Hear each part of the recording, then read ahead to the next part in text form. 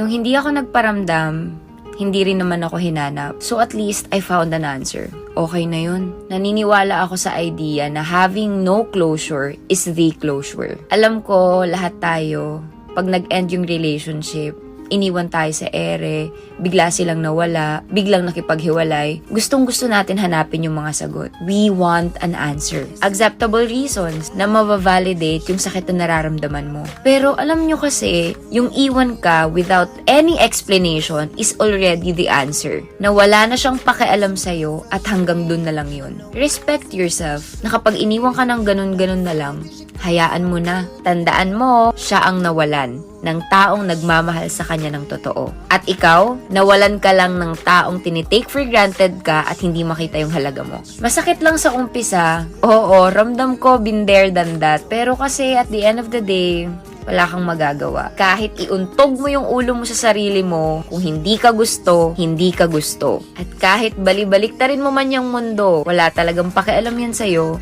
kung ayaw niya sa'yo. At hindi niya makikita ang halaga mo kasi never niya naman talagang tiningnan yun.